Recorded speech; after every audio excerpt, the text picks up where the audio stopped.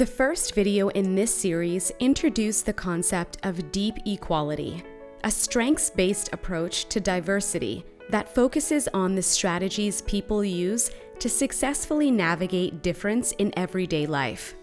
Stories of conflict, especially religious conflict, prevail in the media and often influence policy and law. However, Professor Laurie G. Beaman, Canada Research Chair in Religious Diversity and Social Change, argues that interactions grounded in deep equality are actually more common. We'd like to relay 3 stories of deep equality from Professor Beaman's research. While these are true stories, names have been changed to protect the privacy of research participants. We begin in Montreal with Marie-Claude's story. The other day, my son and his friends were playing at home, and when mealtime was close, my son and one of his friends asked if there was pork in the dinner, because the third friend could not eat pork. I found it very generous from 15-year-old boys to take care of the dietary considerations of their friend. They behaved not as if it was the kid's own issue, but as if his well-being was something they were all concerned about. Marie-Claude's story illustrates 2 common themes in narratives of deep equality. First, the boys demonstrated generosity through the care they showed their friend. Second, the boys facilitated inclusion without announcing it. By quietly checking in with Marie-Claude, they didn't put their friend on the spot or emphasize difference. Instead, they embraced his needs as their own.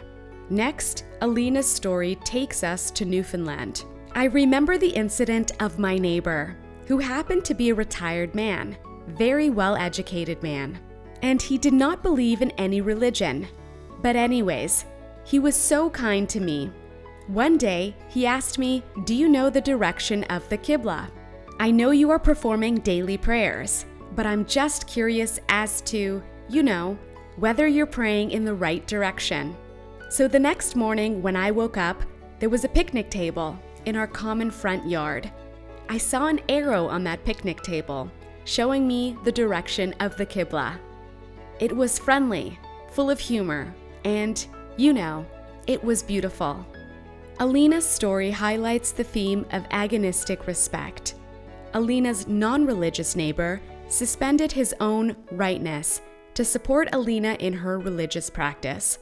And Alina, in turn, accepted the gift of her neighbor's caring. Finally, we hear a story of deep equality that made national headlines. In 2013, the Quebec Soccer Federation announced that players wearing turbans would be banned from the soccer field. In light of this ban, one children's soccer team demonstrated deep equality through an act of resistance. The coach explains, "Today, my best friends are people I grew up playing sports with, and I just feel so bad for the kids that may not experience that. So at Friday's practice, I asked the kids, what's more important than our big game tomorrow?" And some people said, "Well, my homework. They're in exams right now." Others said, "Family and health." One boy mentioned justice, injustice, and racism. So we explored that a bit. I asked my team what they thought about what was going on with the sick boys. "We have no sick boys on our team. No one wears a turban." I said, "It's not affecting us, so we can just move on. Or we can try and help them." And the team all wanted to help. So these 13-year-old boys started brainstorming. And one of them said, "Well, why don't we wear turbans tomorrow?" The coach contacted his local Sikh temple and received a generous offer to have turbans provided for the team. The coach met with the members of the Sikh community prior to the game and was so grateful for the opportunity to learn about their culture and traditions. Elements of deep equality permeate this story. In their gift of turbans, the Sikhs were well aware that these young soccer players were not Sikh. Yet they demonstrated a generosity in their willingness to share their knowledge and practice with 13-year-olds, a somewhat risky proposition. The boys, coach, and parents were also generous. They walked into a politically charged issue in the midst of ferocious debates about religion in the public sphere.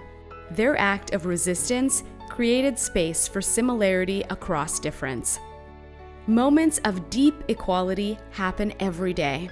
Our job as social scientists is to pay attention and to show how these seemingly mundane but affirming interactions actually outnumber the instances of conflict that occupy the headlines.